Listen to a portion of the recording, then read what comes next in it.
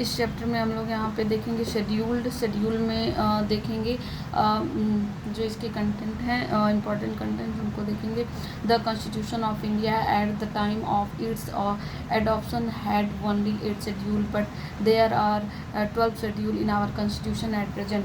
मतलब कि जो पहले जो हमारा कॉन्स्टिट्यूशन था उसमें जो है 8 शेड्यूल थे, लेकिन प्रेजेंट टाइम में 12 शेड्यूल हो चुके हैं। तो फिर हम देखते हैं कि जो फर्स्ट 8 शेड्यूल और फिर 8 से लेकर के फिर उसके बाद 8 और 12 तक का देखते हैं, 1 से लेकर के 12 तक के शेड्यूल देखते हैं और उनमें क्या क्या है वो चीज़ें हम लोग देखेंगे। तो यहाँ पर है लिखा हुआ है कि फर्स्ट शेड्यूल में जो है state and union territory with territorial demarcation. यहाँ पे फर्स्ट शेड्यूल में है state and union territories with territorial demarcation. अगर ये पूछा जाए कि ये आता है, मैक्सिमम चांसेस होते हैं आने के लिए प्रीलिम्स में, कि अगर स्टेट और यूनियन टेरिटरी की यूटीज की अगर पूछे कि जो उनकी सरहदें हैं और बाउंड्री है, इन सब को चीज़ों को लेकर के अगर पूछे तो फिर हम उसे बताएंगे कि ये फर्स्ट शेड्यूल में है। सेकेंड में देख लेते हैं, सेकेंड शेड्यूल में provision relating to the salary emoluments and allowances of the various office bearers of the union of India. तो फिर हम यहाँ पे देख रहे हैं कि अगर पूछेगा तो सैलरी को लेकर के पूछे, पारिश्रमिक उपलब्धियाँ और भत्ता और जो अधिकारी हैं और हमारे इंडियन गवर्नमेंट के उनके पूछे, तो अगर सैलरी को लेकर के पूछे, सैलरी को पूछे, परिलब्धियाँ पूछें, इनमेंट्स या अलाउंसेस पूछें, तो इन सब को हम कहेंगे कि ये सेकेंड शेड्यूल में है। और फिर उसको थर्ड शेड्यूल में देख लेते हैं, form of oath and affirmation of the various office bearers of the union of India.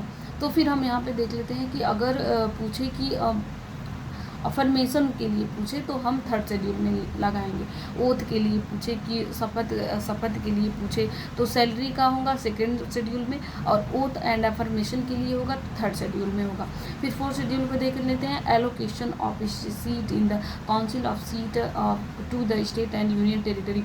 तो इस फोर्थ शेड्यूल में अगर कहे कि स्टेट और यूनियन टेरिटरी के बीच जो है जो काउंसिल्स हैं उसमें सीटों का जो बंटवारा होता है, आवंटन होता है, लोकेशन होता है, उसके बारे में पूछे कि यूनियन और स्टेट के बीच के सीटों का जो बंटवारा होता है, लोकेशन होता है, तो वो हम फोर्थ शेड्यूल में बताएंगे। फिर हम इसके बाद फिफ्थ शेड्यूल को देख लेते हैं, provision relating to the administration and control of scheduled areas and scheduled tribes. अगर पूछे कि शेड्यूल एरियाज और शेड्यूल ट्राइब्स एसटी से रिलेटेड कुछ भी पूछे, जैसे कि प्रोविजन यहाँ पे लिखा हुआ है, provision related to administration and control of schedule area, जो शेड्यूल एरियाज हैं और शेड्यूल ट्राइब्स के बारे में अगर पूछे तो फिर हम उसे फिफ्थ शेड्यूल में लगाएंगे। तो और उसके बाद जो है हम administration schedule tribes, administration control of schedule areas and schedule tribes के लिए हम फिफ्थ शेड्यूल में लगाएंगे। सिक्स शेड्यूल देख लेते हैं, provision relating to the administration of tribal areas in the state of Assam, Meghalaya, Tripura and Mizoram. तो यहाँ पर हम देख लेते हैं इसको AMTM, तो ये है AMTM और बीच में एक और एम लगा देते हैं AMTM, तो ये हो गए, ये सिक्स शेड्यूल में है। AMTM जो है सिक्स शेड्यूल में है। और ये जो प्रोविजन बने हुए हैं ये जो EST के लिए फिफ्थ शेड्यूल में था, लेकिन जो है जो असम, मेघालय और त्रिपुरा, मिजोरम के जो ESTs हैं, ट्राइबल्स एरियाज हैं, वो उनके लिए जो है सिक्स शेड्यूल में है। तो फिर हम ये एग्ज़ाम में कन्फ्यूज़न के लिए क्रिएट हो सकता है, इसलिए आप इसको अच्छे से कंफर्म कर लेंगे कि अगर शेड्यूल के पूछे, अगर AMTM का पूछे, असम, मेघालय, त्रिपुरा, मिजोरम का पूछे तो हम उसे सिक्स शेड्यूल में लगाएंगे, और ट्राइबल्स के लिए पूछे तो। फिर उसके बाद सेवन शेड्यूल में देख लेते हैं, division of power between the union and state, it contain 3 list. जो सेवन शेड्यूल होता है वो जो है यूनियन और स्टेट का के बीच के जो पावर होता है उसको डिवीजन को लेकर के है। और अब अगर पावर को लेकर के पूछे, डिवीजन ऑफ पावर को पूछे तो हम सेवन शेड्यूल में कहेंगे, और लिस्ट के लिए कहे तो भी हम सेवन शेड्यूल में कहेंगे। वही लिस्ट दिया हुआ है यहाँ पे, यूनियन लिस्ट में यूनियन के पावर, स्टेट लिस्ट में यूनियन स्टेट के पावर, कॉन्करेंट लिस्ट में कॉन्करेंट के पावर। और उसके बाद जो है हम देख लेते हैं कि डिवीजन ऑफ पावर जो है सेवन शेड्यूल में है, और between union and the state it contain 3 list, ये 3 लिस्ट कंटेन करती है। कौन कौन सा है? पहला है यूनियन लिस्ट। यूनियन लिस्ट में ओरिजिनली 97 सब्जेक्ट थे, प्रेजेंटली 98 हैं, and only the centre has the power to make laws and on this subject. इसमें ये क्वेश्चन आता है, हम इसमें ध्यान रखेंगे कि यूनियन लिस्ट में कितने ओरिजिनली थे और प्रेजेंट में कितने थे। तो ओरिजिनली थे 97 और प्रेजेंट में 1 ऐड कर देते हैं, 98 हो गया। 1 ऐड हुआ है, यूनियन लिस्ट में 97 थे जिसमें 1 ऐड हुआ है तो 98 हो गए। और स्टेट लिस्ट में ओरिजिनली 66 सब्जेक्ट थे, प्रेजेंटली 59 हो गए। और and only the state have the power to make laws on the subject. तो फिर यहाँ पे देख लेते हैं कि इस जो सब्जेक्ट के स्टेट के जो है सब्जेक्ट, उसमें जो है पावर जो है स्टेट के पास होती है। तो ओरिजिनली तो 66 सब्जेक्ट थे, लेकिन उसमें से कुछ जो है माइनस करके 59 कर दिया गया है। फिर उसके बाद हम नेक्स्ट देखते हैं, ये 97 थे और 66 थे, 97 टू 98 हो गए और 66 से 59 हो गए। यहाँ पे माइनस हुआ, यहाँ पे प्लस हुआ। फिर उसके बाद कंकरेंट लिस्ट देख लेते हैं। कंकरेंट लिस्ट में ओरिजिनली 47 सब्जेक्ट थे और उसके बाद जो है इसमें ऐड किया गया है। तो फिर हम यहाँ ध्यान देंगे कि किसमें माइनस किया गया है। स्टेट लिस्ट में माइनस हुआ है, यूनियन लिस्ट में प्लस हुआ है और कंकरेंट लिस्ट में भी प्लस हुआ है। 47 थे, 52 हो गए। 47 से लेकर के 52 यानी कि 5 ऐड हुए हैं इसमें प्लस 5 हुआ है, इसमें प्लस 1 हुआ है। 47 से 52 हो गए और 97 से 98 हो गए। और इसमें जो है 7 माइनस हुए हैं, इसमें जो है 7 माइनस हुए हैं, जो 66 से लेकर के 59 है। और हाँ 7 माइनस हुए हैं इसमें। और उसके बाद इसमें 7 माइनस, इसमें प्लस 5 हुआ, इसमें -1 हुआ। फिर उसके बाद यहाँ देख लेते हैं रेडियो एंड टेलीविज़न। ये देख लेते हैं कि कौन यूनियन लिस्ट में कौन कौन से और स्टेट लिस्ट में कौन कौन से, कंकरेंट में। ये तो मैक्सिमम क्वेश्चन यहाँ से पूछे जाते हैं और बहुत से लोगों के गलत हो जाते हैं क्योंकि ये कंफर्म नहीं होता है उन्हें। तो फिर हमें इसको जो है अच्छे से कंफर्म कर लेना होगा कि कौन यूनियन में है, कौन स्टेट में है, कौन कंकरेंट लिस्ट में है। तो हम इसको ऐसे देखेंगे कि जो है रेडियो और टेलीविज़न है, ये यूनियन हो गया। रेडियो टेलीविज़न यूनियन लिस्ट में, स्टॉक एक्सचेंज यूनियन लिस्ट में, फ्यूचर मार्केट यूनियन लिस्ट में, शेयर मार्केट यूनियन लिस्ट में, पोस्ट ऑफिस यूनियन लिस्ट में, बैंकिंग यूनियन लिस्ट में, सेंसस यूनियन लिस्ट में, इंश्योरेंस यूनियन लिस्ट में, डिफेंस यूनियन लिस्ट में, railways union list में, and corruption और टैक्सेस करप्शन यूनियन लिस्ट में, करप्शन टैक्सेस यूनियन लिस्ट में। तो ये सब जो है कम अंडर द यूनियन लिस्ट में आते हैं। और उसके बाद हम नेक्स्ट देख लेते हैं पुलिस किस में आता है। यहाँ पर आप देख रहे हैं कि ये जो पुलिस है वो स्टेट में आता है, लेकिन यहाँ पर तो नहीं, पुलिस का तो नहीं।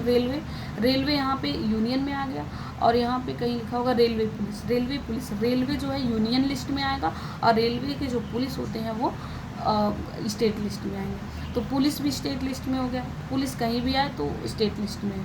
और चाहे वो रेलवे के साथ ऐड हो, चाहे वो ओनली अकेला हो, तो वो आएंगे स्टेट लिस्ट में। और उसके बाद पब्लिक हेल्थ स्टेट लिस्ट में, एंड सैनिटेशन स्टेट लिस्ट में। Public health and sanitation, health से रिलेटेड, ये आएंगे स्टेट लिस्ट में।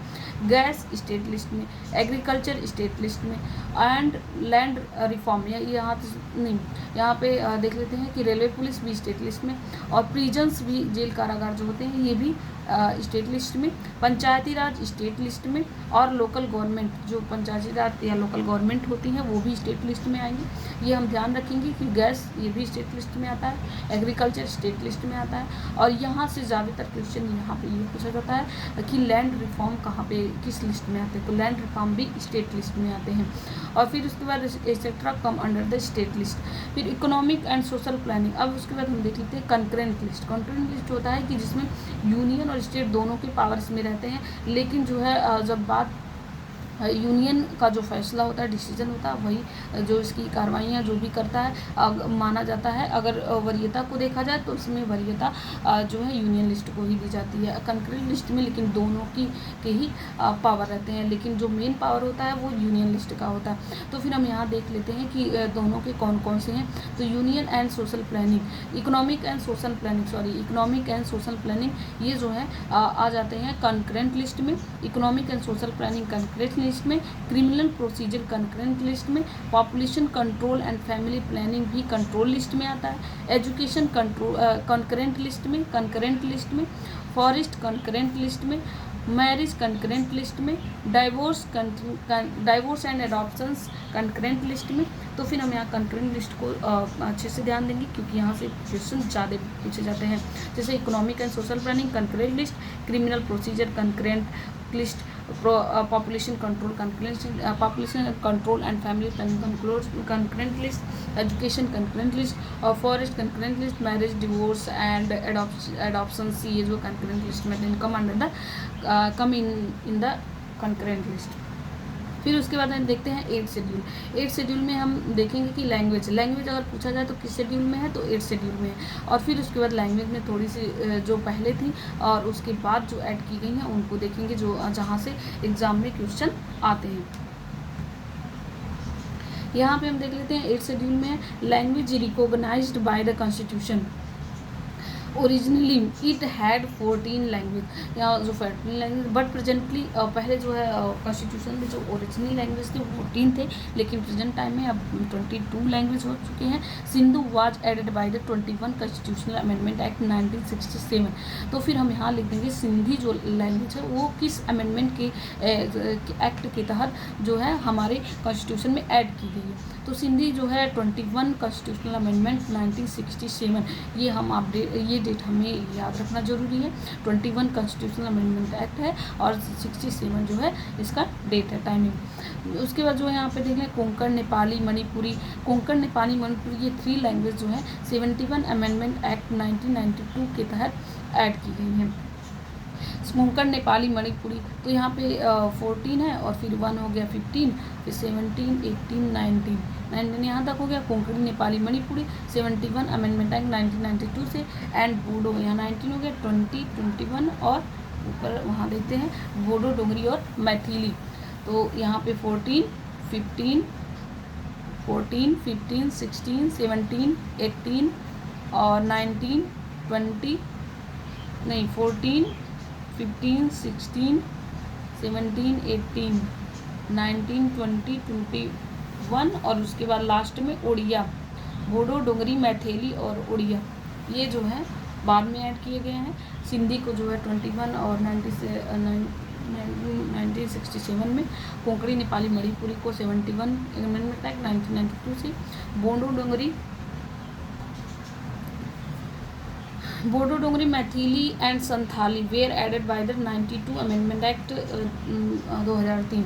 92 अमेंडमेंट एक्ट 2003 के तहत इसको बोडो, डोंगरी, मैथिली और संथाली 4 लैंग्वेज जो हैं 92 अमेंडमेंट एक्ट 2003 के तहत ऐड किए गए हैं। और Odia was renamed, Odia add नहीं किया गया, लेकिन उड़िया का नाम जो है उड़िया हो गया। पहले उड़िया नाम था और ओरिया नाम था, फिर उसके बाद उड़िया हो गया।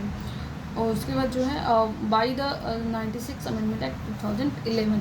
तो फिर हम यहाँ पे देख लेते हैं कि जो बोडो, डोंगरी, मैथिली, संथाली ये 4 लैंग्वेज, पहले तो सिंधी, फिर सेकेंड टाइम में कोंकणी, नेपाली, मणिपुरी, फिर थर्ड टाइम में आ जाता है 92 के अकॉर्डिंग 2003 में। फिर उसके बाद इसमें है डोंगरी, बोडो, डोंगरी, मैथिली और संथाली। और फिर उड़िया का रीनेम्ड किया गया उड़िया, ये जो है 96 अमेंडमेंट एक्ट 2011।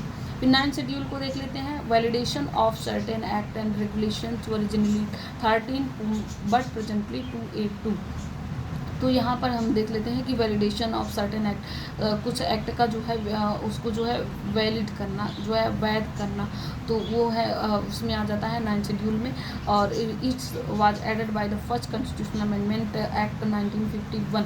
तो फिर हम वहाँ पे देखें कि जो है यहाँ पर हम देखे ही थे कि यहाँ पे स्टार्टिंग में जो कॉन्स्टिट्यूशन ऑफ इंडिया है उसमें 8 शेड्यूल थे, लेकिन आप जो है 12 शेड्यूल हो गए हैं। तो 12 शेड्यूल हो गए हैं, तो बाकी के शेड्यूल कैसे ऐड किए गए, तो फिर हम यहाँ देखते हैं। तो जो 9th शेड्यूल है वो किस एक्ट के, 8 तक तो वो पहले ही थे, फिर 9, 10, 11, 12 को हम देखते हैं, 4 को देखते हैं कि किसके किसके एक्ट के तहत इसको ऐड किए गए। 9 को देखते हैं, ये वैलिडेशन ऑफ सर्टेन एक्ट है इसमें, और ये जो है फर्स्ट कॉन्स्टिट्यूशनल अमेंडमेंट 1951 के तहत इसको ऐड किया गया।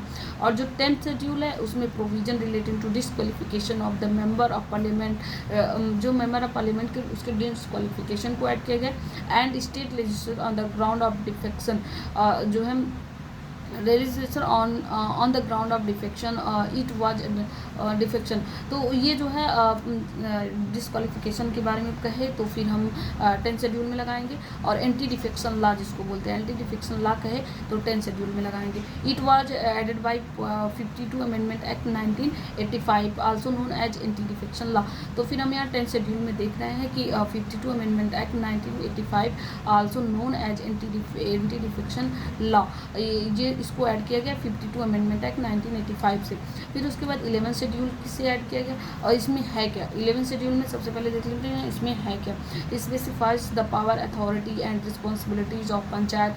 तो हम यहाँ देखते हैं कि जो 11 शेड्यूल में उसमें पंचायत है, और इसमें सब्जेक्ट किसने है पंचायत की। It has 29 subject. It was added by the 73 constitutional amendment act 1992। ये जो है ऐड किया गया था 73 कॉन्स्टिट्यूशनल अमेंडमेंट एक्ट 1992 के तहत। जो फिर हम यहाँ पे देख लेते हैं कि सबसे पहले इसमें है क्या। तो इसमें 11 शेड्यूल में पंचायत है, और इसमें सब्जेक्ट 29 है, और फिर उसके बाद इसको ऐड किया गया है 73 कॉन्स्टिट्यूशनल अमेंडमेंट एक्ट 1992 के अकॉर्डिंग। फिर उसके बाद हम नेक्स्ट देखते हैं 12 शेड्यूल में क्या है। 12 शेड्यूल में देखते हैं specifies the power, authority and responsibilities of municipalities. तो म्यूनिसिपैलिटीज को हम देखते हैं कि ये 12 शेड्यूल में है, और इट हैज़ 18 सब्जेक्ट। हम यहाँ पे पंचायत को देख रहे हैं 29 सब्जेक्ट, म्यूनिसिपैलिटीज को हम देख रहे हैं 18 सब्जेक्ट हैं यहाँ पर, और 18 जो है 20 म्यूनिसिपैलिटीज़ जो है 12 शेड्यूल से में ऐड किया गया। और उसके बाद जो है इसमें देख लेते हैं ये किस के तहत जो है ऐड किया गया। 74 कॉन्स्टिट्यूशनल अमेंडमेंट एक्ट 1992, या ये 73 है, और डेट तो वही है सेम 1992, बस ये 73 और ये 74 है, और 52 में ये 10 था, और फिर फर्स्ट में जो है 9th शेड्यूल था। फिर उसके बाद हम नेक्स्ट चैप्टर देख लेते हैं, एक क्वेश्चन का एक्सप्लेनेशन देख लेते हैं। Total number of schedule in the constitution is, total number present time का पूछ रहा है, तो फिर हम 12 लगाएंगे, और बाकी सारी चीज़ें हैं जो यही वाली हैं वही चीज़ें यहाँ पर है। लेकिन अगर दिया हुआ है तो देख ही लेते हैं, जो सेम चीज़ें हैं वही फिर लेकिन देख लेते हैं। There are 12 schedule in our constitution. Originally there were only 8 schedule, but 4 schedule were added by the amendment act. 9th schedule was added by first amendment act in 1951 related to the validation of certain act and regulations. 10th schedule were added by the 52 amendment act 1985 which contains provision of disqualification on the ground of defection. और फिर 11th schedule was added by 73 constitution amendment in 1980। यहाँ पर हम देख लेते हैं कि यहाँ है 10 schedule was added by 10 schedule was added by 52 amendment act 1985 which contain provision of disqualification on the ground of defection. 11 schedule was added by the 73 amendment in 1992 and it contains provision of panchayati raj. और 12 schedule was added by the 74 amendment act 1992 which contain provision of the municipal corporation. और फिर उसके बाद एक question और देख लेते हैं यहाँ पर हम। फिर इंडियन कॉन्स्टिट्यूशन हैज कितने शेड्यूल्स हैं? 12 शेड्यूल हैं। इसके बाद नेक्स्ट चैप्टर देखते हैं द प्रियम्बल में देखते हैं कि क्या क्या है। और द प्रियम्बल में हम देखते हैं the objective resolution was moved to the constituent assembly on 13 December 1946 by Pandit Jawaharlal Nehru and it was adopted by the constituent assembly on 22 January 1947। Later this resolution became foundation of the preamble. तो फिर हम यहाँ देख लेते हैं कि जो सबसे पहले जो ये चीज़ें ऑब्जेक्टिव प्रस्ताव रखा गया था वो 13 दिसंबर 1946 को रखा गया था। फिर 22 जनवरी 1947 को जो है अडॉप्ट किया गया था। और फिर उसके बाद this resolution become the foundation of preamble. फिर the word socialist secular and integrity were incorporated in the preamble by the 42 constitutional amendment act 1976। तो ये क्वेश्चन बहुत ज़्यादा पूछा जाता है कि जो है सोशलिस्ट सेकुलर और इंटीग्रिटी किस एक्ट के तहत इसको ऐड किए गए थे। तो 42 कॉन्स्टिट्यूशनल अमेंडमेंट 1976। और ये भी क्वेश्चन पूछा जाता है कि 42 कॉन्स्टिट्यूशनल अमेंडमेंट एक्ट 1976 के तहत कौन कौन से जो है ऐड किए गए थे वर्ड। तो socialist secular and integrity add किए गए थे। फिर उसके बाद यहाँ पे हम देख लेते हैं the preamble declare India declares India as a sovereign socialist secular democratic and republic nations. तो यहाँ पे हम देख लेते हैं कि जो है इंडिया को डिक्लेयर किया है प्रियम्बल ने, क्या डिक्लेयर किया, सॉवरेन कंट्री है, सोशलिस्ट है, सेकुलर है और डेमोक्रेटिक है और रिपब्लिक नेशंस है। और फिर it secure to all its citizen justice of 3 types. तो यहाँ पे क्वेश्चन पूछा था जस्टिस है, कितने जस्टिस मिला हुआ है इंडियंस को, तो social economic and political justice मिला हुआ है 1 2 3 3 जस्टिस मिला हुआ है, 3 जस्टिस मिला हुआ है। फिर it is very helpful in the legal interpretation of the Indian constitution. ये जो है बहुत ही हेल्पफुल है लीगल इंटरप्रिटेशन के लिए इंडियन कॉन्स्टिट्यूशन के। और जो है in the word of sir Alladi Krishnaswami Iyer, sir Alladi Krishnaswami Iyer के वर्ड में कहें तो इसे जो है कॉन्स्टिट्यूशन को कहा गया है the preamble to our constitution express what we had thought और ड्रीम्ड सो लॉन्ग। तो अगर ये पूछे क्वेश्चन कि preamble to our constitution express what we thought, मतलब व्हाट वी हैड थॉट, क्या हमने सोचा, टू और ड्रीम्ड सो लॉन्ग, हमने क्या सपना देखा था। तो इसके लिए तो अगर ये आए तो फिर हम लगाएंगे वो किसने कहा था, तो सर अल्लादी कृष्ण स्वामी अय्यर ने कहा था। फिर उसके बाद हम देख लेते हैं the supreme court accepted it as a part of constitutional in the Kesavananda Bharati case 1973। तो यहाँ पे हम देख लेते हैं कि जो है केशवानंद भारती केस 1973 में इसको जो है एक्सेप्ट किया गया था, सुप्रीम कोर्ट ने इसको एक्सेप्ट किया था। Before this in the Berubari case 1916। तो सबसे पहले हम यहाँ देखेंगे, सबसे पहले आया था बेरूबारी केस आया था, बेरूबारी केस आया था 1916 में। फिर उसके बाद Golaknath versus state of Punjab आया था 67 में। और फिर उसके बाद आया था केशवानंद भारती केस 1973 में।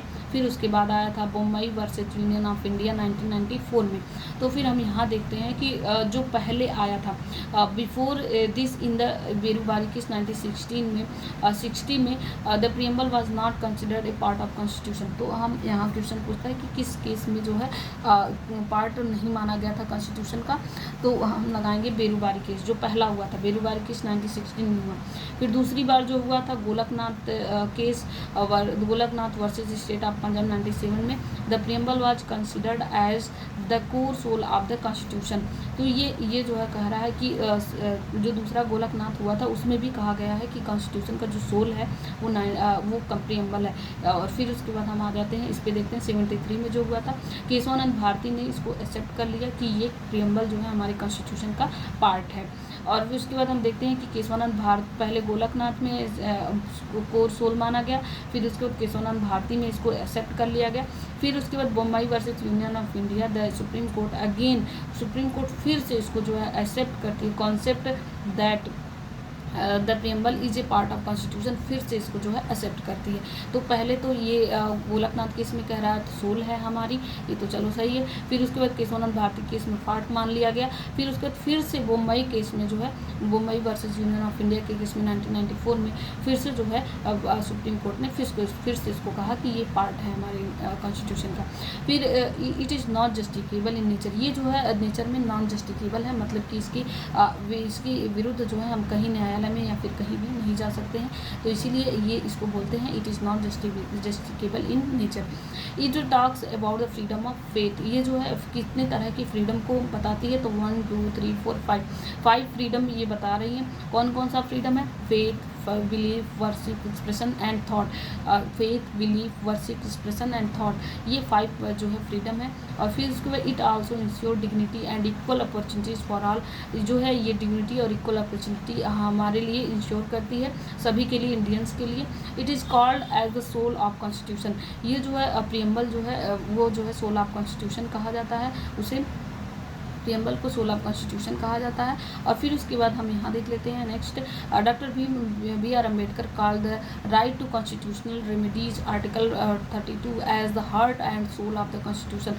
तो डॉक्टर बी आर अम्बेडकर कहते हैं कि आर्टिकल 32 को जो है heart and soul of constitution कहते हैं। और किस आर्टिकल को कहते हैं, और कॉन्स्टिट्यूशनल जो रेमेडीज है, राइट टू कॉन्स्टिट्यूशनल रेमेडीज है, संवैधानिक उपचारों के अधिकार, आर्टिकल 32 को जो है heart and soul of constitution कहते हैं। कौन कहता है, डॉक्टर बी आर अम्बेडकर। फिर उसके बाद आ जाते हैं के एम मुंशी, क्या कहते हैं, K M Munshi call the preamble the political horoscope, political जन्म पत्री किसको कहते हैं, जन्म कुंडली किसको कौन कहा है, तो के.एम. मुंशी का है। फिर उसके बाद Subhash Kashyap said that if the constitution it is the body then the preamble is the soul. If the constitution is building then the preamble is foundation stone. मतलब सुभाष कश्यप कह रहे हैं कि अगर प्रियम्बल जो अगर कॉन्स्टिट्यूशन शरीर है तो प्रियम्बल उसकी आत्मा है, अगर कॉन्स्टिट्यूशन बिल्डिंग है तो फिर प्रियम्बल उसका स्टोन है, फाउंडेशन स्टोन है। तो ये कौन कह रहा है, सुभाष कश्यप कह रहे हैं। और फिर एक बार हम ये देख लेते हैं कि जो हमारा पहला क्वेश्चन भी देख लेते हैं और फिर उसके बाद हमारे प्रियम्बल क्या है वो भी देख लेते हैं। फिर we the people of India having solemnly resolved to constitute India into a sovereign socialist secular democratic republic. 1 2 3 4 5 हैं इसमें। और ये जो है आइडियल्स हैं, क्वालिटीज़ हैं। Sovereign, socialist, secular, democratic Republic. ये पूछता है कि सबसे पहले सॉवरेन है, फिर सोशलिस्ट है, सेकुलर है। सबसे पहले 3S हैं, फिर उसके बाद DR है, 3S DR है। सॉवरेन, सोशलिस्ट, सेकुलर, डेमोक्रेटिक और republic. And to secure to all its citizen. फिर जस्टिस कितने हैं, सोशल, इकोनॉमिक एंड पॉलिटिकल। फिर justice, social, economic and political. Liberty of thought, expression, belief, faith and worship. फिर next देखते हैं, यहाँ पे देख लेते हैं equality of status and opportunity and to promote among them all. Fraternity assuring the dignity of the individual and the unity and integrity of the nation. तो fraternity assuring the dignity of the individual and the unity and integrity of the nation. फिर in our constituent assembly this acts, मतलब कि यहाँ पे लिखा हुआ है कि किस टाइम को है, क्वेश्चन भी है ना इसीलिए।